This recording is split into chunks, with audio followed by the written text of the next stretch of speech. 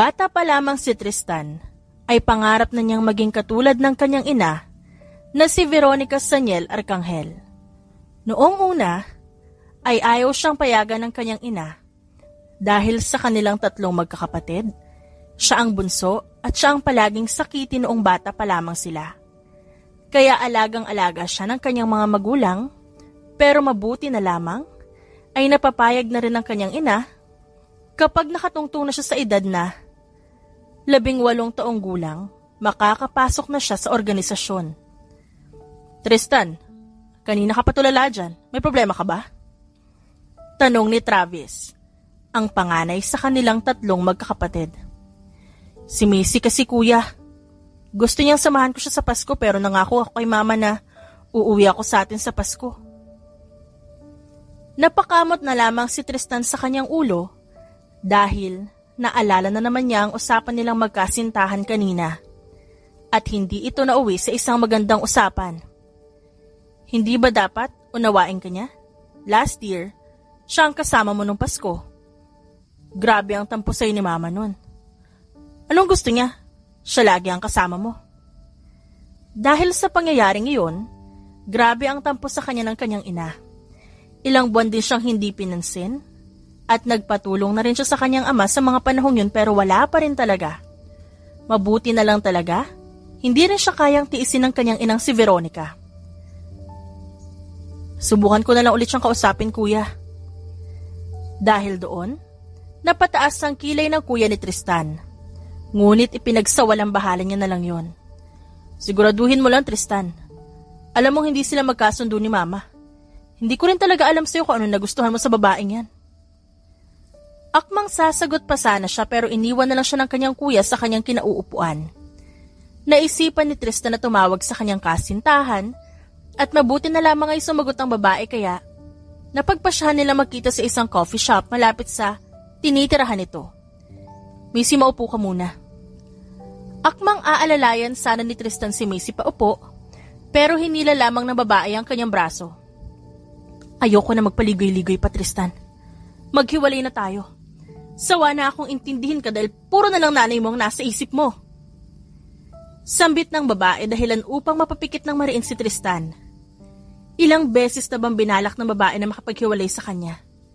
Sa sobrang dami, hindi niya na mabilang ng maayos.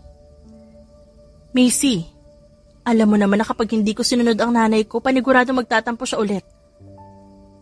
Wala akong pakialam sa kanya.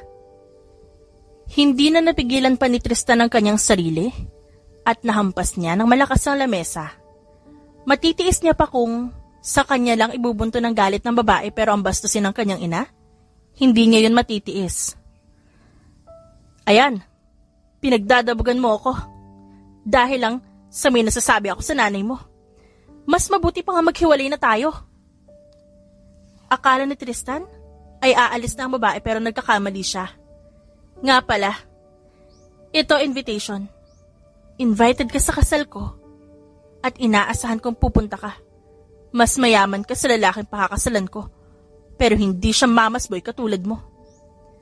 Sambit ng babae bago tuluyang umalis. Parang pinagsakloban ng langit at lupa si Tristan ngayon. Hindi niya matanggap na kayang gawin niya sa kanya ng kasintahan o mas magandang sabihin na dating kasintahan. Nanghihinang bumalik si Tristan sa kanilang headquarters. Balak niya sanang pumunta sa opisina ng kanyang ina pero iba ang nakita niya. Hindi niya inaasahang nandito ang kanyang ama. Papa, ano pong ginagawa niyo dito? Magalang na tanong ni Tristan bago yakapin ng ama. Hindi na bago kay Tristan, nayakapin ang kanyang mga magulang, kaya hindi na siya naiilang. Hinatid ko lang ang mama mo. Bakit ang tamlay mo tignan, anak? May problema ba? Kung meron man, pwede kang magsabi kay Papa. Si Macy kasi pa, nakipaghiwalay na siya sa akin. Dahil sa sinabi ni Tristan, napangisi ang kanyang ama. Alam niyang hindi rin sang-ayon ang kanyang ama sa relasyon ng dalawa kaya alam ni Tristan na nagsasaya na ang kanyang ama sa kaloob-looban nito. Oh, mabuti naman at kapaghiwalay na siya sa'yo ng tuluyan. Mabuti yan, anak. Si Papa naman. Seryoso ako tas nakuha mo pa magbiro ng ganyan. Ikakasal na nga si Macy tas gumaganyan ka pa. Nang hihinang napaupo si Tristan sa kanyang kinatatayuan. Mukhang naawa naman ang kanyang ama, kaya nilapitan niya ang anak. Gusto mo bang pigilan ang kasal ni Macy? Dahil sa kanyang narinig na patango si Tristan. Sige, pigilan mo ang kasal nila. Sambit ng kanyang ama. Hindi man lang namalaya ni Tristan, na kinuha ng kanyang ama ang invitation na nasa bulsa ni Tristan at nilukot. Sigurado ka, Papa? Hindi mo sasabihin kay Mama? Oo, nak. Hindi ko sasabihin sa mama mo kaya makakaasa ka. Dahil doon, masayang umalis si Tristan at siya rin namang pagbalik ni Veronica sa kanyang opisina. Nakita ko ang ginawa mo, Arcangel. Sinasabi ko sa'yo kapag napahamak talaga ang anak natin, makakatikim ka sa akin. Huwag kang mag-alala, misis ko. Hindi ko ilalagay sa panganib ang anak natin. Binigyan ko lang naman siya ng misyon. Dumaan ang 1 linggo at araw na ng kasal ni Macy. Akala ni Tristan, hindi na siya matutuloy dahil biglang nawala ang invitation na hawak niya, pero mabuti na lamang, tinulungan siya ng kanyang kuya. Kaya mo to, Tristan. Anak ka ng isang Veronica Saniel Arcangel at Trevor Arcangel, kaya huwag kang tatanga-tanga sa gagawin mo. Saad niya sa sarili. Napabuntong hininga si Tristan bago tuluyang tumakbo papasok sa simbahan. Samantala, hindi maiwasang mainip ni Camila dahil hanggang ngayon hindi pa rin matapos-tapos ang seremonya ng kanyang kasal. Kanina pa rin siya naaasar dahil nakikita niya ang takot at panginginig ng kanyang mapapangasawa. Ikaw, lalaki, tinatanggap mo ba ang babaeng ito bilang iyong mapapangasawa? Tanong ng pare. At ilang segundo na ang lumipas pero hindi pa rin sumasagot ang lalaking nasa kanyang harapan. Kaya sunod-sunod ang tunog ng pagkasa ng baril. Yes, father. Ngunit, hindi natuloy ang akmang sasabihin ng lalaki dahil pabalibag na bumukas ang pintuan ng simbahan at may biglang sumigaw doon dahilan upang magkagulo ang mga bisita. Itigil ang kasal! Dahil doon, agad tumakbo palabas ang lalaking ikakasal sana kay Camila. Macy, akala ko ba mahal mo ko? Pero bakit mas pinili mo pang pakasalan ng pangit na yan? Gwapo naman ako ah. Malaking pangatawan at saka masarap. Gwapo ulit. Kaya sabihin mo sa akin kung anong meron siya na wala ako. Excuse me? Maling simbahan atang napuntahan mo. Parang binuhusan ng malamig na tubig ang katawan ni Tristan. Dahan-dahan siyang tumingin sa altar at doon niya nakita ang babaeng tinatanggal ang belo sa kanyang ulo. At doon bumungad sa kanyang ibang babae. Akala ko kasal ni Macy na puntahan ko. Ipagpaumanhin niyo ang pag-iiskandalo ko. Maaari niyo na ituloy ang kasal. Akmang lalabas na sana si Tristan sa simbahan, pero hindi ito natuloy dahil sa 3 putok ng baril na tumama sa kanyang gilid. Napahawak siya sa kanyang dibdib dahil sa kaba. Akala niya katapusan niya na. Hindi ka aalis hanggat wala akong sinasabi. Napalingon si Tristan sa altar ng simbahan at doon bumungad sa kanyang bride na may hawak na baril habang nakatutok sa kanya. Paano pa matutuloy ang kasal ko kung umalis na siya? Dahil sa'yo, nabulilyaso pa ang plano ko. Paano ko makukuha ang posisyon ng tatay ko kung sinira mo ang kasal ko? Boys, kunin niyo ang lalaking yan at idala sa harap ko. Akmang tatakas pa sana siya, pero dahil sobrang dami ng mga bantay, hindi na siya nakatakas pa. Pagkarating nila sa harap ng altar, kaagad nilang binitawan si Tristan. Dahilan upang mapasubsob siya sa babaeng nasa kanyang harapan. Anong gagawin ko dito? Nagtatakang tanong ni Tristan. At dahil umalis na ang lalaking pakakasalan ko, napag-isip-isip ko na ikaw ang ipapalit ko sa kanya. Napanganga si Tristan sa kanyang narinig. Pakiramdam niya, gumuho ang kanyang mundo sa sinabi ng babae. Nababaliw ka na ba? Akmang aalis na sana si Tristan, pero hindi yun natuloy. Dahil iba't ibang klase ng kalibre ng baril ang bumungad sa kanya. Kaya napalunok na lamang siya at dahan-dahang bumalik sa harap ng altar. Mamili ka. Papakasalan mo ko o lalabas ka ng simbahan na to na butas-butas ang katawan mo. Sambit ng babae habang inosenteng nakangiti kay Tristan. Kung iisipin, napaka-inosenteng tignan ng babae. Basta lang ba'y wag mong titignan ng baril na kanina pa nito hawak. Sige. Okay. Dahil sa kanyang sinabi, mas lalong napangiti ang babae. Bago sinenyasan ng pare na ipagpatuloy ang naudlot na kasal kanina. Ikaw lalaki, tinatanggap po ba ang babaeng to bilang iyong mapapangasawa? Yes, father. Sambit ni Tristan habang nakapikit ng mariin. And now I pronounce you husband and wife. Nang imumulat ni Tristan ang kanyang mata, hindi niya yun natuloy dahil may malambot na bagay siyang naramdaman sa kanyang labi. Pagkamulat ng kanyang mata, doon bumungad sa kanya ang mukha ng babae. Required bang halikan mo ko? Kabado at gulat na tanong ni Tristan, pero hindi niya inaasahan ng reaksyon na ipinakita ng babaeng nasa kanyang harapan. Para bang pinapakita nito na isa siyang tanga. Nag-iisip ka ba? Saan ka nakakita ng kasal na walang halikang nagaganap? Napanguso na lamang si Tristan at hindi na muling pinansin pa ang babae. May honeymoon ba tayo pagkatapos ng kasal? Manyak! Sambit ng babae bago sampalin ng malakas si Tristan. Pagkatapos ng kasal, kaagad silang dumiretso sa isang malaking mansyon. Hanggang ngayon ay hindi pa rin alam ni Tristan ang pangalan ng kanyang napangasawa, kaya napagpasyahan niyang tanungin ito. Nga pala, anong pangalan mo? Camila Alvarez. Tama nga siya. Ang babaeng nasa kanyang harapan ay ang unika iha ni Carlo Alvarez. Dahil sa kanyang pinakitang reaksyon, napangisi na lamang ng malaki si Camila. Mukhang kilala mo ang ama ko. Isa ka rin ba sa mga agent na pinapadala nila para sirain siya? Malas mo lang. Sambit ng babae habang dahan-dahang lumalapit kay Tristan. Umatras naman siya hanggang sa mapasandal na lang siya sa pader. Kung ako sa'yo, huwag mo nang ituloy ang balak mo. Dahil sigurado akong ako ang makakalaban mo. Wala akong pakay sa'yo. Sadyang maling simbahan lang ang napuntahan ko. Dahil doon, hindi maiwasang mapahalakhak ni Camila habang iniisip ang katangahang ginawa ng lalaki sa simbahan kanina. Kawawa ka naman. Siguro sa mga oras na to, kasal na sa iba ang babaeng mahal mo. At malay na lang ba natin kung anong ginagawa nila ngayon? Ano nga kasing pangalan mo?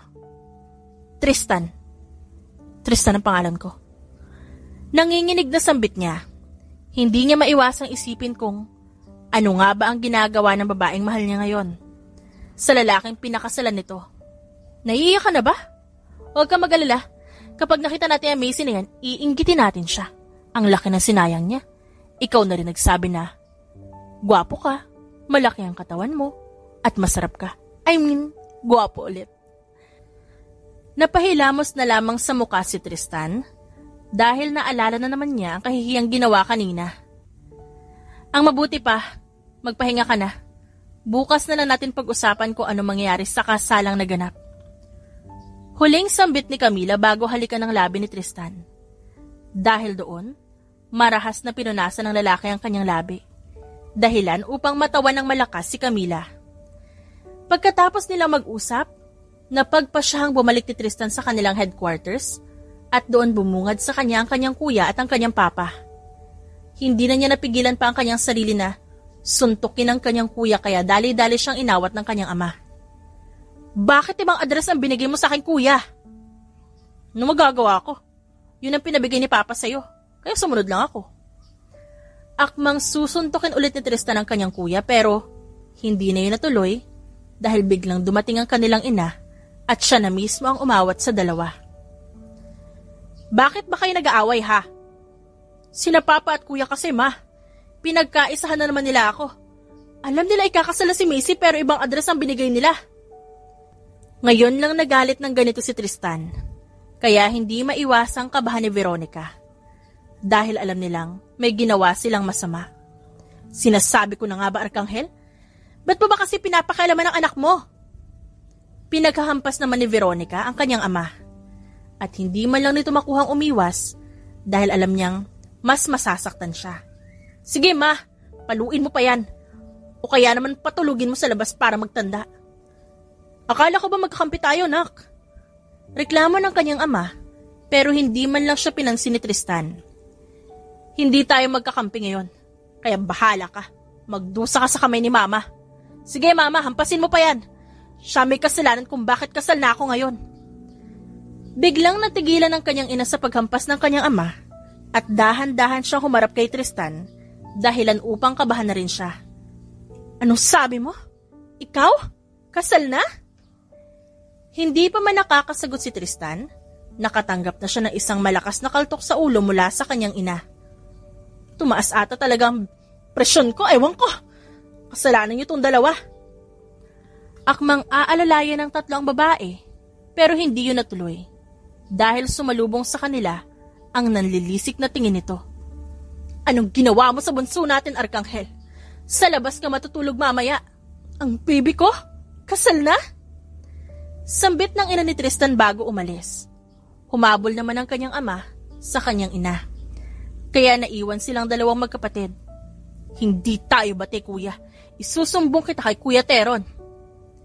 Imbis na matakot ang kanyang kuya, inirapan lamang siya nito. Samahan pa kita magsumbong kay Teron. Sambit ng kanyang kuya, bago siya nito iniwan, kaya napapadyak na lang siya sa simento. Makabalik na nga lang sa bahay ni Bruhilda. Kinabukasan, nagising si Tristan dahil sa ingay sa baba. Nang tignan niya ang orasan, 9:00 na pala ng umaga. Kaya napagpasyahan niya na ring tumayo. Akmang pupunta siya sa kusina nang may marinig siyang putok ng mga baril na nanggagaling sa sala. Kaya dali-dali siyang pumunta doon at bumungad sa kanya si Camila na hawak ang baril habang duguan ng damit. Good morning, Camila. Hindi alam ni Tristan kung bakit nakuha niya pang batiin si Camila kahit na may mga katawang nakahandusay sa harap ng babae. Ang kaninang seryosong mukha nito, napalitan agad ng isang matamis na ngiti. Good morning, Tristan. Maayos ba tulog mo? Sambit ni Camila bago kumapit sa braso ni Tristan. Maayos naman ang tulog ko kaso may narinig akong ingay sa baba kaya nagising ako. Ah, ganun ba? Huwag ka mag-alala. Gagamit ako ng silencer sa susunod para hindi mo na masyadong marinig. Sambit pa ng babae habang mahinhing tumatawa. Hindi naman maiwasang mapangiwi ni Tristan dahil naamoy niya ang dugong nakadikit sa damit ni Camila. Camila, baka gusto mong maligo. Nangangamoy kasi yan damit mo eh. Amoy dugo. Kapit na kapit kasi. Dahil doon, napatingin naman ang babae sa kanyang damit at doon niya nga nakita ang mga dugo. Okay, maliligo na muna ako. Hintayin mo na lang ako sa dining table para sabay tayong kumain. Akmang aakyat na sa taas si Camila pero bigla siyang tumigil at pilyong tumingin kay Tristan. Nga pala, baka gusto mo ako sabayan sa pagligo. Akmang aabutin ni Tristan ang buhok ni Camila pero hindi yun natuloy dahil kaagad na nakaalis ang babae. Pakiramdam ko, tatanda ako agad kapag nagtagal ako dito. Saad ni Tristan sa kanyang sarili bago siya dumiretso sa hapagkainan. Pagkatapos maligo ni Camila, bumungad agad sa kanya si Tristan na tumutulong sa pagluluto. Tuwang-tuwa naman ang mga kasambahay dahil may kasama silang gwapo ngayon. Oh, akala ko kumain ka na, Tristan. Tanong ni Camila. Sabi mo kasi hintayin kita. At saka hindi naman ako nagmamadali. Hindi pa rin naman kumakain ang mga kasambahay mo kaya tinulungan ko na sila magluto para makasabay na sila sa atin. Dahil sa sinabi ni Tristan, napatingin ang babae sa mayordoma. Sinubukan po namin siyang pigilan, ma'am. Pero sadyang masyado makulit si Sir eh. Kaya pumayag na rin po kami. Natawa na lang si Camila sa kanyang narinig bago dumiretso sa hapagkainan. Hindi din nagtagal, natapos na ang kanilang niluluto. Akala ni Camila uupo na si Tristan pero nagkakamali siya. Tumulong pa ang lalaki sa paghahanda sa pagkain bago ito naupo. Camila, Pwede bang sumabay si Manang na kumain sa atin? Parang ang lungkot kasi kapag tayong dalawa lang. Hindi na nakapag-isip pa si Camila dahil kaagad na pinaupo ni Tristan ang mga kasambahay. Pati ang mga tagabantay tinawag niya na rin at pinaupo. Tinanong mo pa ako kung ikaw din pala magdedesisyon. Imbis na sagutin siya ni Tristan, umakto na lamang siya na parang walang narinig. Naririnig mo ba yun, Manang? May bruhang nagsasalita. Napaaray si Tristan dahil sobrang lakas ng hampas sa kanya ng babae. Aray ko naman! Aminado ka talagang bruha ka, no? Akmang hahampasin ulit ni Camila si Tristan kaya naman umiwas na siya. Dahilan upang hangin lang ang nahampas ni Camila. Akmang aasarin pa sana ng lalaki si Camila pero hindi na niya tinuloy dahil baka hindi pa siya pakainin nito. Magdasal kaya muna tayo bago kumain. Dahil sa sinabi ni Tristan, napatigil ang lahat at doon lang na-realize si Tristan kung ano ang sinabi niya. Sabi ko nga, huwag na tayo magdasal. Sino ba kasi nagsabi na magdadasal tayo na mampas ko? Walang konsiderasyon. Sambit ni Tristan habang pinaghahain ng pagkain si Camila. Hindi naman maiwasang mapatitig ng babae kay Tristan dahil ito ang unang beses na may gumawa nito sa kanya. Mukhang napansin naman ni Tristan ang paninitig na ginagawa ni Camila. Grabe ka naman makatitig sa akin, Camila. Alam kong gwapo ako pero hindi ka mabubusog sa kakatitig sa akin. Ayos lang. Kasi sabi mo masarap ka naman, di ba? Hindi na ituloy ang sinasabi ni Camila dahil agad yung pinutol ni Tristan. Ano ba? Huwag mo nang balikan ang nakaraan. Past is past kaya tigilan mo na. Tinawanan na lang ni Camila ang lalaki bago niya pinagpatuloy ang pagkain. Hindi pa rin naaalis ang masamang titig ni Tristan. Kaya pa simpleng natatawa ang babae at napapailing-iling. Natatawa ka? Ilabas mo na yan. Baka mautot mo na lang yan na wala sa oras. Ha, ang dugyot naman ng humor mo. Hindi dugyot ang humor ko. Nagsasabi lang ako ng totoo kaya itawa mo na yan. Dahil mas matitiis ko pa yan kaysa sa baho ng utot mo. Pagkatapos nilang kumain, akmang tutulong pa sana siya pero pinigilan na siya ni Camila. Hindi alam ni Tristan ang dapat niyang gawin. Kaya binalak niya na lang nakausapin ng babae ngunit hindi niya ito mahanap. At ang sabi ng isa sa mga kasambahay, may dumating na bisita kaya biglang nawala si Camila. Dahil sa kuryosidad, napagpasyahan ni Tristan na pumunta sa opisina ng babae. Alam niyang katangahan ang gagawin niya, pero hindi niya rin maiwasang magtaka dahil ilang oras na nasa loob si Camila, pero hindi pa rin siya lumalabas. Anong katangahan na naman ang ginawa mo? Nagpakasal ka sa lalaking hindi mo kilala? Ganyan ka na ba kagahaman sa kapangyarihan? Hindi nakikita ni Tristan ang muka ng lalaking yon, pero alam niyang masama ang tabas ng dila nito. Huwag mo akong pangunahan, Dwayne. Alam ko ang ginagawa ko, kaya wala kang karapatan para pagsabihan ako. Alam niya ang mga illegal mong ginagawa. Sa tingin mo ba hindi yan magsusumbong sa mga pulis? Dahil doon, napasilip siya sa siwang ng pinto. At sa hindi inaasahang pagkakataon, nakatitig din pala si Camila sa direksyon ni Tristan. Kahit maliit lang ang siwang, para bang nakikita pa rin siya ni Camila. Hindi niya makakayang gawin yon. Dahil paniguradong idadamay ko ang pamilya niya dito. Kung kakailanganin kong patayin ang mga magulang niya sa harapan niya, para lang matahimik siya, gagawin ko. Hindi maiwasang mangilabot ni Tristan habang naririnig niya mga katagang yun na nanggagaling kay Camila. Parang ibang tao ang nakikita niya ngayon. Wala na ang babaeng may inosenteng ngiti at napalitan ito ng isang masamang babae. Napagpasyahan ni Tristan na bumaba na lamang at doon na lang hintayin ng babae. Hindi din nagtagal, bumaba na ang dalawa at nakita pa ni Tristan kung paano siya tignan ng masama ng lalaking nagngangalang Dwayne. Camila, pwede mo ba ako samahan mamaya? Bago sagutin ni Camila ang tinatanong nito, sinenyasan niya muna si Dwayne na umalis. Alam ko may narinig ka kanina. At sinisigurado kong gagawin ko yun kapag may ginawa kang hindi ko nagustuhan. Napakuyom ang kamao ni Tristan at hindi niya maiwasang magalit dahil dinadamay ng babae ang kanyang mga magulang. Ganyan ba talaga kasama ugali mo? Sa bagay, hindi na ako magtataka. Dahil si Carlo Alvarez ang ama mo. Kung ano ang tanim, siya ring bunga. Kaya paniguradong pareho ring masahol ang ugaling niyo. Sasampalin sana siya ni Camila, pero hindi yun natuloy. Dahil kaagad yung pinigilan ni Tristan. Sa tingin mo ba? Masisindak mo ako sa pananakot mong yan? Baka nakakalimutan mo kung sinong tatay ko. Si Trevor Arcangel lang naman. At kung ipagtatabi mo sila ng ama mo, paniguradong walang-wala ang kapangyarihan niya kesa sa kapangyarihan ng tatay ko. Nagpupuyos sa galit si Camila. Hindi niya matanggap na tama ang mga katagang binitiwan ni Tristan. Hinding-hindi nila kaya si Trevor Arcangel. Ang mabuti pa, samahan mo ako sa mall para hindi ka palaging nandito. Ang kaninang seryosong muka ay biglang napalitan, kaya hindi maiwasang mabahalan ni Camila. At ano naman ang gagawin mo sa mall?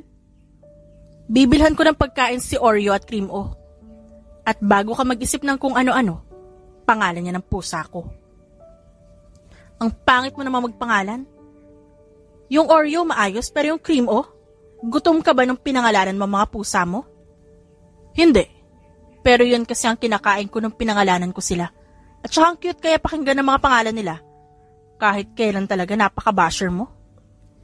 Hindi na lang pinansin ni Camila ang lalaki bagkus ay nagbihis na lang siya dahil wala rin naman siya magagawa sa mansyon. Kaya sasama na lang siya dito. Si Tristan na ang nagmaneho ng sasakyan. Hindi alam ni Tristan kung ba't masama ang kutob niya ngayon. Hindi rin nagtagal, nakarating na sila sa mall. Kaagad silang dumiretso sa pakay nila.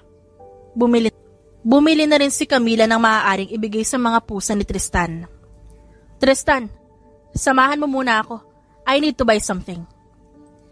Hindi na umangal si Tristan dahil tinulungan siya ni Camila kanina.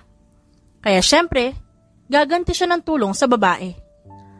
Akmang hahablutin na sana ni Camila ang bag na kanyang natitipuhan nang may biglang humawak din doon.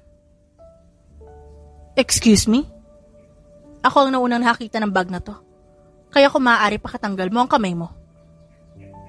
Imbes na sagutin siya ng babae, mas lalo niya lang hinila ang bag papunta sa direksyon niya. Kaya nag-init ang ulo ni Camila. Camila, may problema ba dito? Tanong ni Tristan nang mapansin niya ang hindi kaaya-ayang emosyon sa mukha ng babae. Oh, Tristan! Hindi ko aakalaing makikita kita dito. Dahan-dahang nilingon ni Tristan ang pamilyar na boses na yon at doon bumungad sa kanya si Macy, kasama ang isang lalaki na mukhang asawa nito. Macy, nandito ka pala. Anong ginagawa mo dito, Tristan? Sa pagkakaalam ko, wala kang hilig sa mga bags. Dahil kapag inaaya kitang bilhan mo ako, hindi ka pumapayag. Dahil sa sinabi ng babae, napataas ang kilay ni Camila. Sinamahan ko lang si Camila, may gusto raw siyang bilhin. Bago mo na ba yan? Wow! Ilang araw pa lang naghiwalay tayo, tapos malalaman ko may bago ka na? Nahiya naman ako sa'yo. Di pa nga tayo hiwalay pero meron ka na iba, pero nagreklamo ba ako? Napangisi si Camila sa kanyang narinig. At hindi niya inaasahan na sasagot ng gano'n si Tristan. Ba't mo sahan sinisisi? Kung bakit kita pinagpalit sa iba? Baka nakakalimutan mo na palaging nanay mo ang nasa isip mo. At hindi mo man lang mabili ang mga bagay na gusto ko. Hindi na nakatiis si Camila kaya sumingit na siya sa usapan ng dalawa. Kawawa ko naman kung gano'n. Ako kasi, grabe kong pagkagastos ni Tristan. Lahat ng hinihiling ko kaagad niyang binibigay sa akin. Saka alam mo ba, si Tristan ay masarap. Hindi na natuloy ni Camila ang sasabihin dahil kaagad na tinakpan ni Tristan ang kanyang bibig habang napasinghap naman ang babaeng nasa kanyang harapan. Siyempre, masarap magmahal. Ex-girlfriend ka ni Tristan. Kaya alam mo panigurado kung gaano siya kasarap magmahal. Nakangising sambit ni Camila. Kung alam niya lang na maeengganyo siyang makausap ang babae, matagal niya na sanang inaya si Tristan na ipakilala siya dito. At saka alam mo ba, mahaba rin ang ano niya, ang alin. Napatingin ang lahat ng tao na nasa loob ng shop dahil sa malakas na boses ni Macy. Kaya hindi na napigilan pa ni Camila na matawa ng napakalakas. Ang pasensya kasi. Sobrang haba ng pasensya niya sa akin. Kasi kahit ang kulit-kulit ko, natitiis niya pa rin ako. Ikaw ano yung nasa utak mo, ha? Makaalis lang talaga tayo dito? Paniguradong pipitikin ko yung gilagid mo. Parang hindi man lang narinig ni Camila ang bulong ni Tristan. Dahil nakatitig pa rin siya sa mukha ni Macy. Alam mo, ang malas mo. Iniwan mo si Tristan. Nasa kanya na lahat, pera, impluwensya, kumpanya. Bonus na nga lang yung kagapuhan niya eh. Pero gusto ko pa rin magpasalamat dahil hiniwalayan mo siya. Isipin mo yon, na wala ang pabigat sa buhay ni Tristan. Gold digger ka na nga, malandi ka pa. Huling sambit ni Camila bago hablutin ang bag na nasa kamay ng babae. Muntik pa itong mapasubsob pero mabuti na lang talaga na salo siya ng kanyang asawa. Ang tapang mo naman kanina. Pero kala mo nakalimutan ko yung pinagsasabi mo, ha? Ilabas mo yung gilagid mo na mapitik ko.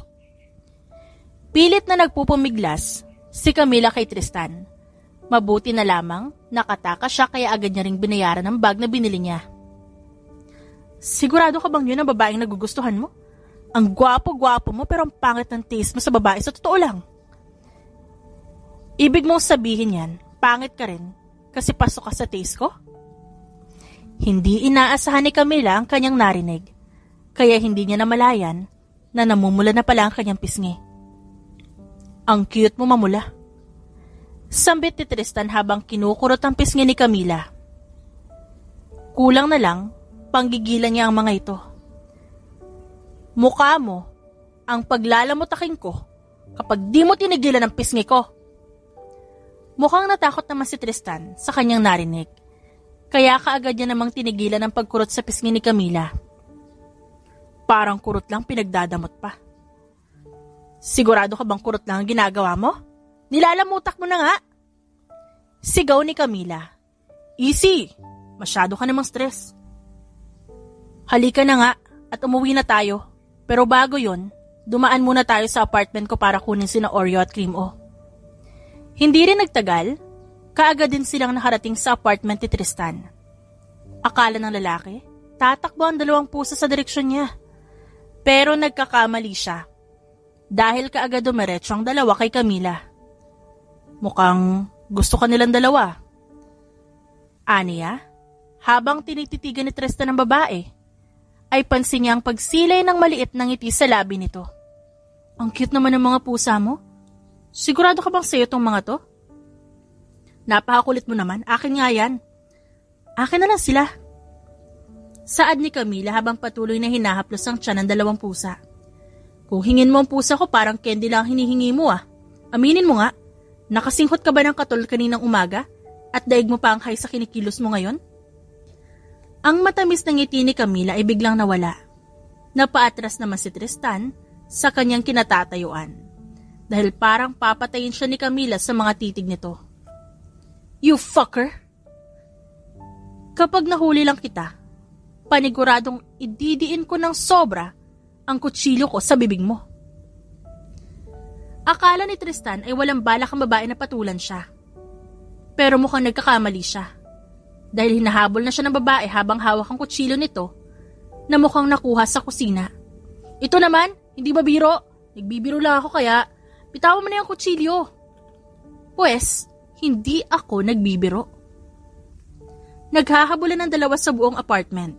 Habang sina Oreo at Cream O, pinapanood lang ang dalawa na akala mo ay may nakakaayang pinapanood sa kanilang harapan. Napaupo si Tristan sa isa sa mga sofang naroon.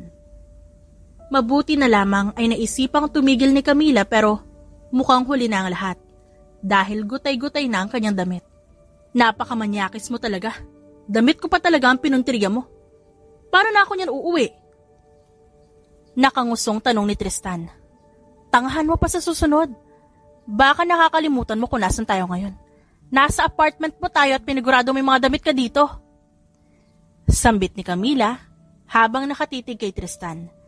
Pero hindi rin yun nagtagal dahil lumilipat sa katawan ng lalaki ang kanyang paningin. Gaano kasama ugali mo?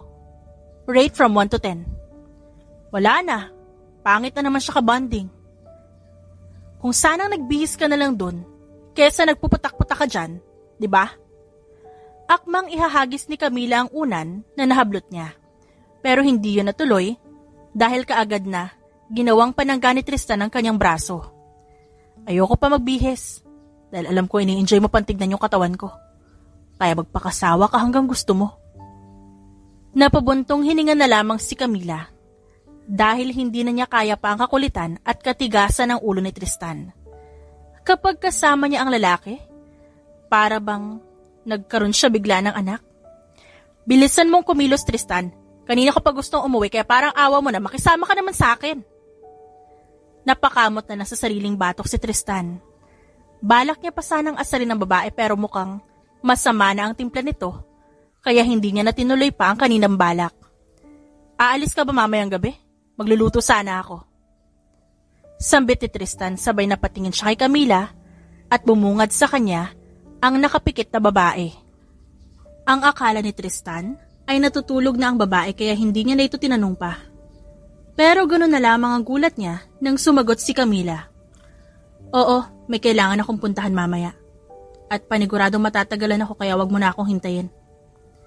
Hindi na lang kumibo si Tristan sa kanyang kinauupuan at sumeryoso na lamang siya sa kanyang pagmamaneho. Hindi rin nagtagal, nakarating na sila sa bahay. Akmang pagbubuksan ni Tristan si Camila ng pinto pero hindi yun natuloy dahil si Camila na mismo ang gumawa at parang nagmamadali pa itong pumasok.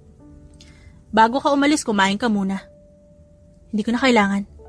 Gaya na sinabi ko, wag mo na akong hintayin mamaya. Pero, hindi na naituloy ang sasabihin ni Tristan dahil kaagad na nakaalis ng babae nasa kanyang harapan. Labis ang kanyang pagtataka dahil parang natataranta ang babae ngayon. Naging ganyan lang siya nang makatanggap ang babae ng isang mensahe kanina nung nasa apartment sila. Ilang oras na ang lumipas at mukhang totoo nga ang sinabi ni Camila. Kanina pa pinapatulog ng mga katulong si Tristan pero ayaw man lang makinig ng lalaki dahil balak pa raw nitong hintayin ang babae. Sir Tristan, kailangan niyo na pumatulog at paniguradong magagalit si Madam kapag nadatnan niya kayong hinihintay niyo siya. Parang maiiyak na ang katulong na nasa harap ni Tristan dahil hindi man lang nakikinig sa kanya ang lalaki. Huwag ka mag-alala, hindi magagalit si Camila. Kaya umalis ka na at matulog ka na. Hindi na rin nila napilit pa si Tristan na magpahinga, kaya hinayaan na lang nila ang lalaki na maghintay sa harap ng pinto. Tagal namang umuwi ni Camila. 3:00 na madaling araw pero hindi pa rin nakakauwi ang babae. Kaya hindi maiwasang kabahan ni Tristan. Napatayo na lamang siya sa kanyang kinauupuan nang marinig niya ang pagtigil ng makina sa harap ng kanilang bahay. Kaagad niyang tinignan yon at ganoon na lamang ang kanyang gulat nang bumungad sa kanya si Camila na puno ng sugat sa katawan. Tristan, anong ginagawa mo dito? Nauutal na tanong ni Camila sa lalaki, pero hindi man lang siya nito pinansin at inalalayan lang siya papasok sa bahay. Bitiwan mo nga ako, Tristan. Ba't nasa labas ka? Hindi ba sabi ko wag mo na akong hintayin? Dahil sa sinabi niyo ni Camila, hindi maiwasang mainis ni Tristan. Kaya pa balang niyang binitawan ng babae. Dahilan upang mapasigaw siya ng malakas. Bobo ka ba? Alam mo may mga sugat ako. Tas bibitawan mo ako? Nakahit-hit ka na naman? Ikaw mismo ang nagsabi na bitawan kita. Tas ngayon binitiwan kita, nagrereklamo ka. Minsan talaga hindi ko magets ang ikot na utak mo eh.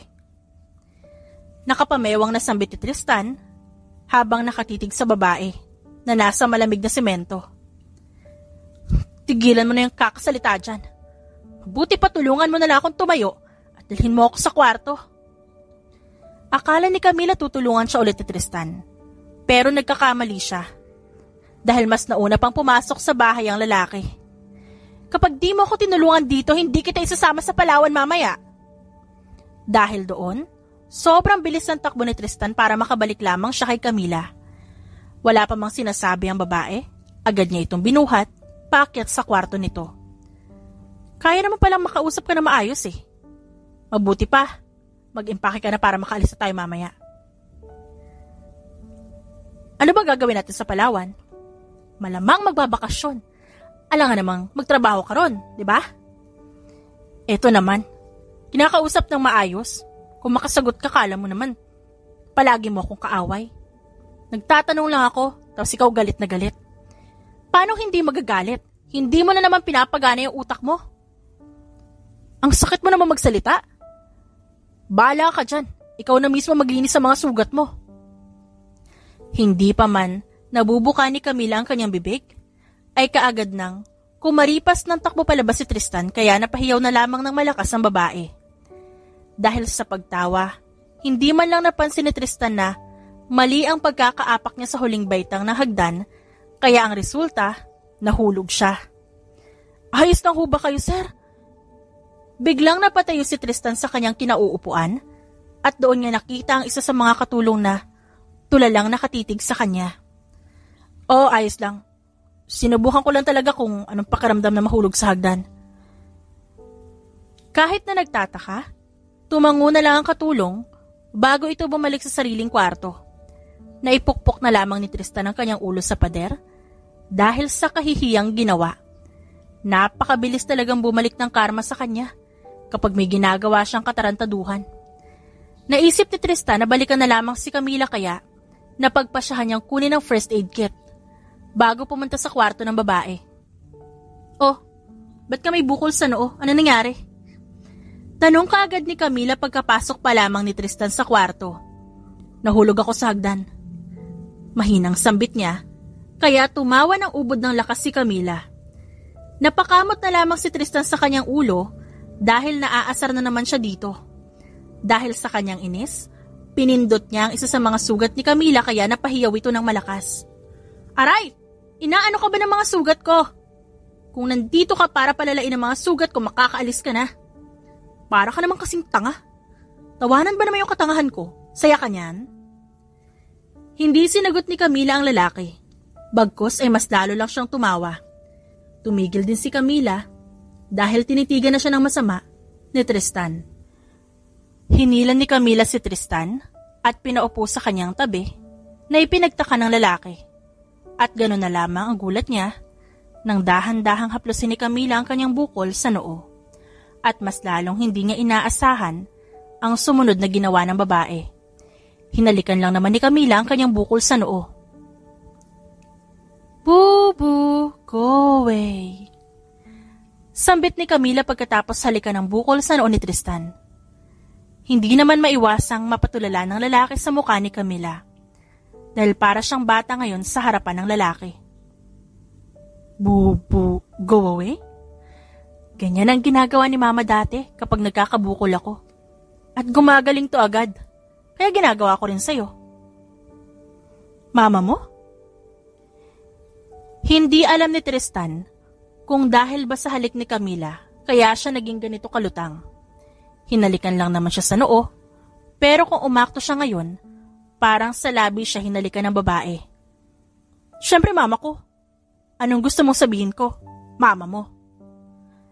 Akmang babatukan ni Tristan si Camila pero pinanlakihan lang siya ng mata ng babae kaya hindi niya natuloy ang binabalak. Nasaan nga pala ang mama mo? Tanong ni Tristan. Pero mukhang mali ang ginawa niyang yon. Dahil nakita niya kung paano lumungkot ang mga mata ni Camila. Si Mama? Matagal na siyang wala. At ang tatay ko mismo ang dahilan kung ba't siya namatay. Namatay ang nanay ko habang pinoprotektahan niya ang kabit ng tatay ko. Sambit ni Camila habang dahan-dahang tumutulo ang kanyang mga luha. Kapag naaalala ng babae ang nangyari sa araw na yon, para bang ilang libong beses na pinagsasaksak ang kanyang puso. Dahil nakita niya kung paano mismo namatay ang kanyang ina. Nalaman ng mga kalaban ang tungkol sa kabit ng tatay ko. Kaya, binalak nilang patayin yung babaeng yun pero nalaman ni Mama. Kaya kaagad niyang niligtas yung babae. Napahikbi ng tuluyan si Camila. Kaya mas lalong nataranta si Tristan. At hindi niya naman alam ang dapat gawin sa babae. Ang mama ko. Namatay ang mama ko dahil sa babaeng yun. At ang dahilan niya, kapag namatay ang babaeng yun, paniguradong malulungkot ang tatay ko. Pagkatapos mangyari yun, wala man ang pakialam ang tatay ko at saka yung kabit niya. Mas lalo pa nga natuwa dahil wala na siyang kaagaw sa tatay ko at sa yaman niya. Hindi maiwasang malungkot ni Tristan sa kanyang narinig. Bilang isang anak na may kumpleto at masayang magulang, nalulungkot siya para kay Camila. Tinarantado niya ang nanay ko. Nalaman kong siya ang leader ng kabilang kampo. At pinlano nila yon para humingi ng ransom sa tatay ko pero hindi nila inaasahan na makikisali ang nanay ko. Alam mo ba ang ginawa ko sa kanila? Pinatay ko sila isa-isa, Tristan. Pinahirapan ko muna ng tuluyan ang kabit ng tatay ko bago ko siya patayin. Titapon ng katawan sa gitna ng kalsada. Nakatanggap ako ng 200 hagupit ng latego dahil doon pero hindi pa rin mapapawi ang saya ko. Naipaghiganti ko ang nanay ko, Tristan. Kung kanina umiiyak si Camila, ngayon naman, nakangisi ang babae habang nakatitig sa kawalan. Hindi maiwasang matakot ni Tristan dahil parang ibang tao na naman si Camila at yun ang kanyang nakikita. Kaya ikaw, Tristan, huwag mo akong iiwan ha. Dahil doon, napatango na lamang si Tristan habang hinahaplos ang buhok ni Camila. Ilang minuto rin ang nakalipas ay nakatulog na ang babae, kaya pinagpatuloy na niya ang ginagawa kanina. At iyon ay ang paglilinis sa sugat ng babae. Huwag kang mag-alala, Camila. Hindi kita iiwan. Poprotektahan kita hanggat kaya ko. Huling sambit ni Tristan bago siya umalis sa kwarto ng babae. Kinabukasan, maagang nagising ang lalaki dahil ngayon ang alis nila papuntang Palawan. Bilisan mo namang kumilos, Camila. Kanina ka pa sa telepono mo. Sigaw ng lalaki kay Camila pero nakatanggap lamang siya ng isang irap. Kung gusto mo makapunta sa Palawan, maghintay ka. Kita mo may kausap pa yung tao tas minamadali mo. Hindi na lamang pinansin ni Camila ang pag-iingay ni Tristan. Wag na wag mong hahayaang pumalpak ang trabaho natin, Dwayne. Kapag nanlaban ng lalaking yan, patayin niyo na at... Hindi na tuloy ang balak sabihin ni Camila dahil may biglang humablot ng teleponong hawak niya. Nangalingunin niya kung sino yon, si Tristan lang pala. Tama na ang trabaho, Camila. Magbabakasyon tayo ngayon. Kaya tigilan mo muna ang trabaho. Tandaan mo, bawal magtrabaho kapag nasa Palawan na tayo. Napabuntong hininga na lamang si Camila bago tumango sa lalaki. Hindi niya na rin nakuha pabalik ang kanyang telepono dahil ayaw itong ibigay ni Tristan. Bilisan mo maglakad, Camila. Daig mo pa ang pagong sa kabagalan mo. Napairap na lamang sa hangin ng babae dahil nag-uumpisa na naman si Tristan na sabihan siya ng kung ano-ano. Huwag na kaya tayong tumuloy. Dahil sa sinabi niya ni Camila, agad na palingon sa kanya si Tristan. Akala niya magsasalita muli ang lalaki pero nagkakamali siya. Dahil hinila lamang ng lalaki ang damit sa likod ni Camila. Wala nang bawian, Camila. Ngayon lang ako makakapunta sa Palawan kaya dapat matuloy tayo. Pilit na pinasasakay ni Tristan si Camila pero nanlalaban ng babae. Kaya nagtagal muna sila bago sila tuluyang makapasok sa sasakyan. Hindi rin nagtagal, agad silang nakarating sa airport at sumakay sa eroplanong pagmamay-ari ni Camila. Sa'yo ba to? Hindi, nakaw ko lang talaga to. Talaga?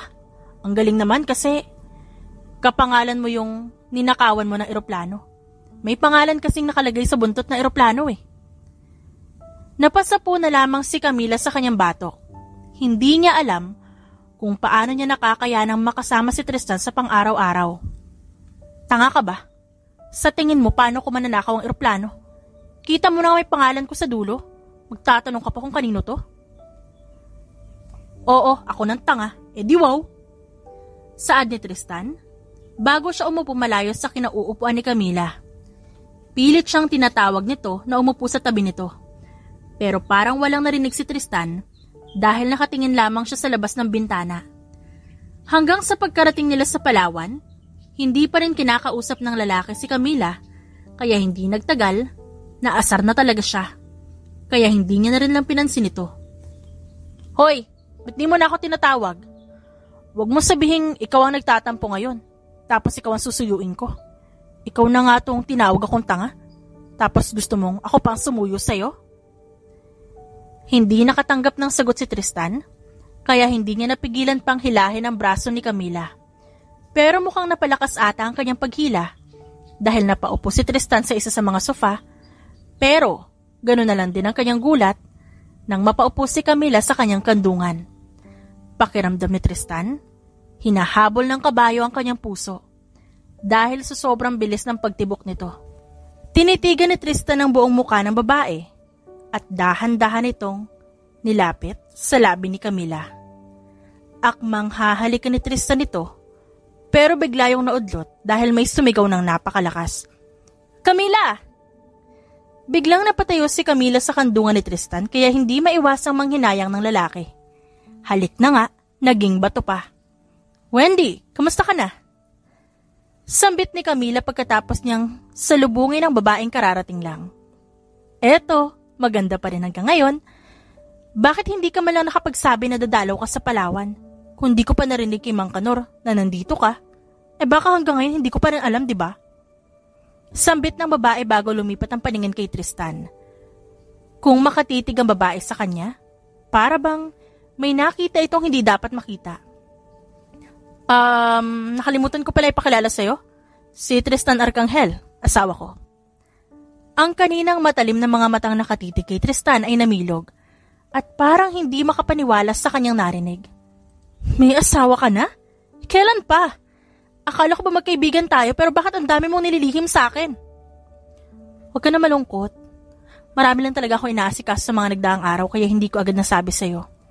Okay, pero siguraduhin mo magsasabi ka na sa akin sa susunod ha. Dahil doon, napatango na lamang si Camila. At ikaw, wag na wag mong sasaktan ng kaibigan ko.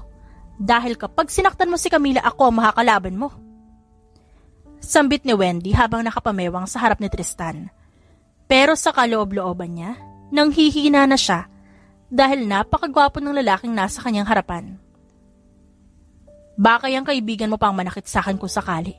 Palagi akong tinututukan ng baril. Tutukan mo rin ang baril. Kapag tinutukan ka niya para husband and wife goals kayo. Ako nga pala si Wendy Garcia. Kaibigan ni Camila mula pagkabata. Kinagagala kitang makilala. Sambit ni Tristan habang nakangiti at gano'n na lamang ang gulat ng lalaki nang biglang sumigaw ang babaeng nasa kanyang harapan. Ang gwapo mo naman! Sigurado ka ba kay Camila? Akmang sasagot si Tristan pero hindi yun natuloy dahil may kamay na sumabit sa kanyang braso. Tigil-tigilan mo ang asawa ko, Wendy.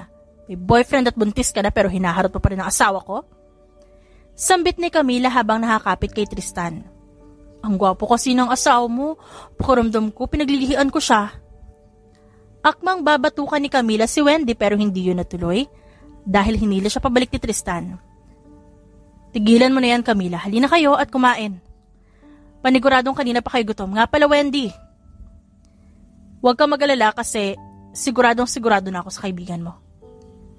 Huling sambit ni Tristan bago magsisisigaw si Wendy habang si Camila naman ay nakatulala lamang sa isang tabi habang namumula ang kanyang mga pisngi. Hindi rin nagtagal, kaagad na silang pumunta sa hapagkainan at ang unang ginawa ni Tristan ay ang ipaghanda ng makakain si Camila. Nakatitig lamang si Wendy sa dalawa pero mararamdaman talaga na mahal nila ang bawat isa. Ang sweet yun namang dalawa. Hanggang ngayon ba nasa honeymoon phase pa rin kayo? Dahil sa sinabi nga ni Wendy, biglang naibugan ni Tristan ng tubig na iniinom niya. Kaagad naman siyang inabutan ng tissue ni Camila, kaya agad niyang kinuha yun. Pakiramdam ni Tristan, siya naman ang namumula ngayon. Ang dami mong tanong, Wendy. Kumain ka na nga lang. At dapat pala sinama mo sina Mario at Joseph para makakain din sila. Hala, oo nga. Dapat sinama ko ang aking hubby, babe, love, asawa ko, mahal ko, sweetie pie ko pati na rin ang aking pinakapoging kapatid. Napakamot na lamang sa batok si Tristan Dahil mukhang may sira rin sa ulo ang babae katulad ni Camila. Masasabi talaga magkaibigan nga ang dalawa. Hindi rin nagtagal, natahimik na ang hapagkainan na siyang ipinagpasalamat ni Tristan. Dahil kung hindi tahimik ang dalawa, paniguradong hindi siya makakakain ng maayos. Pagkatapos nilang kumain, kaagad silang lumabas doon. At bumungad ang napakaraming mga bata. Ganoon na lamang ang saya ni Camila dahil kaagad na sinalubong siya ng mga bata at bakas na bakas sa kanyang mukha ang kasiyahan. Nasa isang tabi lang si Tristan habang tinitignan ng kanyang asawa. Hindi niya maiwasang mapangiti dahil sobrang saya ni Camila ngayon. Para bang isa itong normal na tao at walang pasaning mga problema. Habang tinititigan ni Tristan ang kanyang asawa, ay biglang kumalabit sa kanya at doon niya nakita na may isang batang lalaki at mukhang nasa 5 taong gulang pa lamang ito. "Sinong kasama mo, bata?" Tanong ni Tristan sa bata habang nakaluhod para mapantayan niya ito. "Yung boyfriend po ng ate ko po ang kasama ko." Natawa naman si Tristan sa hakyutan ng bata. "Oh, Mario, nandito ka lang pala. Kanina ka pa hinahanap ng ate mo." Biglang napalingon ng lalaki sa kanyang likod at doon bumungad sa kanya ang asawa niya. "Ate Camila, kamusta ka na po? Kanina pa po kita hinahanap pero hindi ko po makita kaya tatanong ko na po sana kay Kuya Pogi kung nakita niya po kayo." Natawa na lang ang dalawa. "Siya si Kuya Tristan, ang asawa ko." Pagpapaliwanag ni Camila sa bata. "Pero akala ko po ba ako ang asawa niyo? Bet may iba pa po kayong asawa?" Inosenteng tanong ng bata habang nakanguso kaya hindi napigilan pa ni Camila ang kanyang sarili at mahinang kinurot ito. "Sa susunod ko na lang ipapaliwanag. Ang mabuti pa, puntahan mo na ang ate Wendy mo dahil kanina ka pa niya hinahanap." Dahil doon, kaagad na nagpaalam ang bata at tumakbo palayo. Nadapa pa nga ito pero mabuti na lang agad ding nakatayo. "Mukhang ang saya-saya mo ngayon." Sambit ni Tristan bago hapitin ang bewang ni Camila. "Ang dami kasing bata ngayon. Kapag talaga umayos na ang buhay ko, mag-aampon ako." "Mag-aampon?" "Oo, Tristan. Hindi ako pwedeng mabuntis dahil baog ako." Dahil sa sinabi niyo ni Camila, natahimik silang dalawa. Di mag-ampon tayo." Biglang sigaw ni Tristan, kaya nagulat naman si Camila. "Makapagsalita ka naman, akala mo mahal natin ang isa't isa para magkaanak tayo." Patawa-tawa lamang sa isang tabi si Camila pero ang totoo, kinakabahan siya sa mga kinikilos at sinasabi ng lalaki. "Totohanin na natin." Parang nabingis si Camila dahil sa sinabi ni Tristan. Hindi siya makapaniwala dahil kung ano-ano ang mga pinagsasasabi nito. "Tantanan mo ako sa mga kalokohan mo, Tristan. Sawa na ako sa mga kalokohan mo kaya tigilan mo na ako." Mahinang sambit ni Camila habang nakatitig sa kanyang paanan. "Oo, alam ko na palagi ako may kalokohang ginagawa pero seryoso ako sa mga oras na to, Camila. Ilang buwan na tayo magkasama at unti-unti kong nararamdaman na mahal kita." Sambit ni Tristan bago hinawakan ng 2 kamay ni Camila. "Paano si Macy?" Wala na si Macy kasi ikaw na lang. Ikaw na lang ang laman ng puso ko, kaya Camila, let's make it real." Dahil sa tanong na yon, dahan-dahang tumango si Camila. Dahilan upang sumilay ang isang malaking ngiti sa mukha ni Tristan. Mula ng araw na yon, hindi na sila mapaghiwalay. Sinulit nila ang bakasyon sa Palawan at aakalain mong wala silang problemang dinadala. Sana hindi na matapos pa ang araw na to. "Bakit naman?" tanong ni Tristan. "Kasi sobrang saya natin ngayon. At natatakot ako kapag natapos ang araw na to, hindi na tayo magiging masaya pang muli. Kapag talaga nakauwi tayo sa Manila, gagawin ko ng tama ang lahat ng mga maling ginagawa ko." Sambit ni Camila habang nakatingin sa mga bituin. "Masaya akong marinig na pinipili mong magbago." Pagkatapos ng ilang linggo, kailangan na nilang umalis ng Palawan. Bago sila tuluyang lumisa, nagpaalam muna sila kay Wendy. Nag-iyakan pa nga ang 2 babae bago sila tuluyang makaalis. Ilang oras din na naging biyahe nila sa Himpapawid. Pagkalapag nila, ay hindi maiwasang kabahan ni Camila dahil parang may masamang mangyayari sa araw na ito. Ayos ka lang ba, Camila? Kanina ka pa namumutla. Wala to.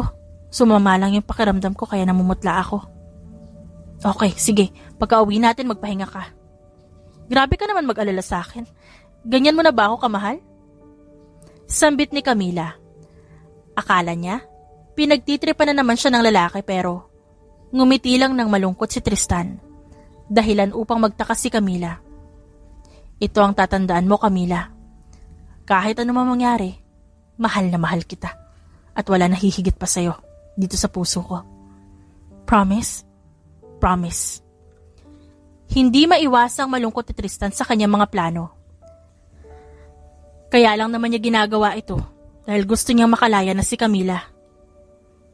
Hindi pa man sila nakakarating, ay may bigla nang humarang na sasakyan sa kanilang dinadaanan. Hindi maiwasang magtaka ni Camila dahil ngayon lang ito nangyari. Akmang bababa ang babae pero hindi yun natuloy dahil hinila ni Tristan ang kanyang kamay. Huwag kang lumabas, dito ka lang. Sambit ni Tristan pero hindi man lang siya sinunod nito at tuluyan na siyang bumaba.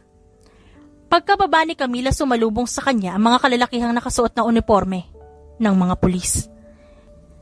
Hindi pa man siya nakakapagsalita, ay kaagad nang pinosasa ng kamay ni Camila. You have the right to remain silent. Anything you can say will be used against you in court of law. You have the right to have an attorney. If you cannot afford an attorney, one will provide it for you. Akmang hihingi ng tulong si Camila kay Tristan, pero hindi yun natuloy. Dahil kita ni Camila kung paano lamang tumayo sa gitna ng daan si Tristan habang umiiyak. Tristan, anong tinatayo-tayo mo dyan? Tulungan mo naman ako, hinuhuli na nila ako. Pilit na nagmamakaawa si Camila pero parang walang narinig ang lalaki. Camila, kailangan mo ng panagutan ng mga kasalanan ginawa mo. Tinutulungan lang kita. Ikaw ba may pakana nito? Ikaw ang nagsuplong sa akin sa mga pulis. Sinasabi ko na nga pa, hindi dapat kita pinagkatiwalaan.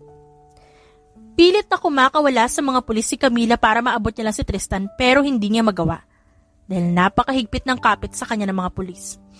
Kala ko ba minahal mo ako? Bakit tinatarantado mo ako bigla? Nagsisisi na ako na minahal kita. Nagsisisi na ako. Napaluhod na lamang si Tristan at doon umiyak ng umiyak. Ramdam niyang pinapalibutan siya ng mga kasamahan niya. Pero hindi niya man lang makuhang pansinin yon dahil mas pinagtuunan niya ng pansin ang kanyang pag-iyak. Wala na. Galit na sa akin si Camila. Hindi niya na ako mahal. Sambit niya sa pagitan ng kanyang paghikbi. Mahal na mahal ko si Camila. At masakit para sa akin na suplong siya sa pulis, Papa. Ang sakit. Yung taong mahal ko. Napapikit na lamang ng mariin ang ama ni Tristan. Kung alam niya lang na ganito ang mangyayari, sana hindi niya nalang binigay kay Tristan ang maling address. Hindi niya kayang makita na umiiyak ang bunso niyang anak. Huwag kang mag-alala. Kapag nakalaya na siya, huwag mo nang pakawalan. Paano ko pa gagawin yun, Papa? Siguro kapag nakalaya na siya, ayaw niya na ako makita. Sambit ni Tristan habang nakatitig sa kawalan. Huwag kang mawalan ng pag-asa, anak. Mahal ka ni Camila. Kaya alam kong hindi kanya titiisin. Sana nga pa. Sana nga. 5 taon na ang lumipas at ngayong araw ay makakalaya sa kulungan si Camila. Sa dami ng mga kasalanang ginawa niya, hindi niya inaasahang 5 taong pagkakakulong lang ang parusa niya. Sa loob ng 5 taon, maraming nagbago kay Camila. Mula sa tindig, pananamit, at mas lalo sa pag-uugali. Sa 5 taon din yun, walang balitang natatanggap si Camila patungkol kay Tristan na labis niya ikinatuwa. Abala ngayon sa paglilibot si Camila. Hindi niya maiwasang matuwa dahil sa wakas, nakita niya na rin ang tanawin sa labas ng kulungan. Abala si Camila nang biglang may nakabanggaan siya. Akmang hihingi siya ng tawad pero hindi yun natuloy. Dahil ang taong nakabanggaan niya ay walang iba kundi si Tristan Arcangel. Ang lalaking nagpakulong sa kanya at ang asawa niya. Akmang tatakbo siya palayo kay Tristan pero hindi yun natuloy. Dahil nahuli kaagad ng lalaki ang braso ni Camila. Camila, pwede ba tayo mag-usap? Kaagad na tanong ni Tristan nang makita niya ang babae. At mabuti na lamang, kaagad na pumayag si Camila. Kaya kaagad niya itong inaya sa coffee shop na malapit sa kanilang kinatatayuan. Kamusta ka? Sambit kaagad ni Tristan pagkaupo pa lamang nilang dalawa. Ayos naman. Maganda ang buhay sa kulungan sa totoo lang.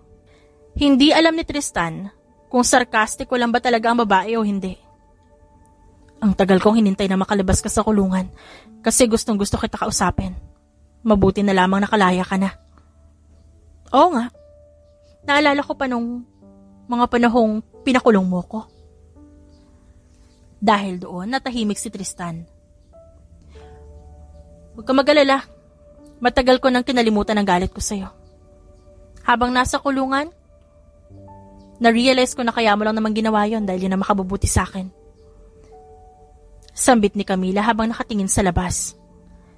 Pilit niyang inaalala ang mga pangyayaring nangyari sa kulungan at hindi rin naman naging masama sa kanya. Dahil doon siya tuluyang nagbago. Natutunan niyang masamang paggawa ng mali.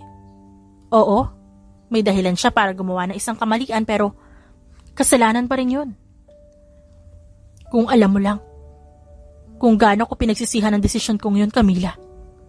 Kaya humihingi ako ng tawa dahil iyon ang naisip kong paraan para matulungan ka. Hindi na napigilan pa ni Tristan ang kanyang mga mata at tumulo na ang luha na galing doon. Hindi niya kayang tanggapin na sa lahat ng kanyang ginawa na kaya pa rin siyang patawarin ni Camila. Hanggang ngayon, may mabuting puso pa rin ang babae. Kung dati ay mabait na ito, pero mukhang mas lalo pa itong bumait ngayon. Matagal nang tapos yun. Matagal na rin kitang napatawad kaya tigil-tigilan mo na yung paghingi mo ng tawad kasi naririndi na ako. Camila, 5 taon na ang lumipas simula nung huling kita natin pero gusto ko pa rin itanong sa'yo to.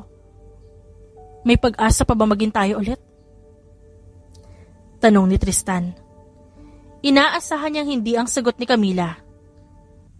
Dahil napakasakit nga naman ang ginawa niya sa babae. Balak talaga kitang hanapin pagkalabas ko ng kulungan. Pero tignan mo talaga yung tadhana, no? Siya na talaga yung kumilos para sa atin. Sa tingin mo ba, matitibag na isang problema lang ang pagmamahalan natin?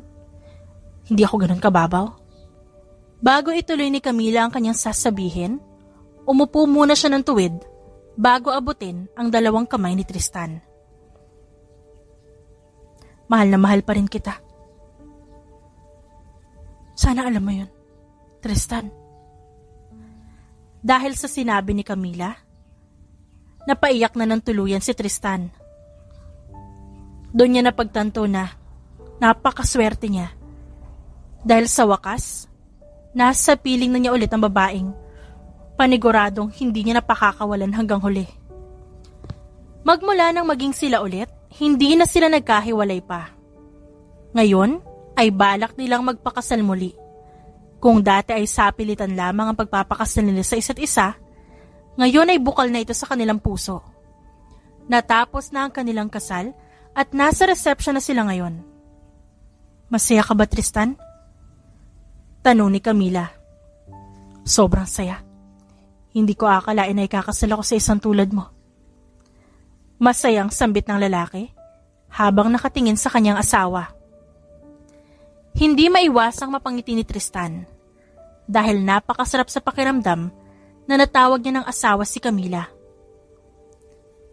Alam mong hindi kita mabibigyan ng anak dahil baog ako. Mag-aampon tayo. Kahit pa hindi natin kadugo ang bata, ayos lang sa akin basta ang mahalaga may matawag tayong anak natin. Kahit di natin siya kadugo, mamahalin natin siya na parang tunay na anak. Dahil doon, hindi na napigilan pa ni Camila na yakapin ng lalaki. Hindi niya alam kung anong ginawa niya sa kanyang nakaraan at binigyan siya ng isang mapagmahal na asawa. Kung mag-aampon tayo, pwede bang yung anak na lang ni Wendy?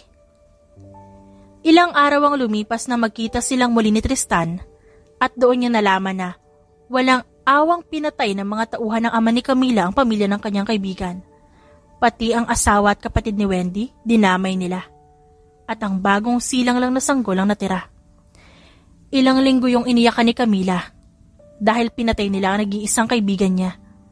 Mabuti na lamang talaga ay nakaligtas ang sanggol ni Wendy at Joseph. Yun din naman ang bala ko kapag mag-aampon tayo.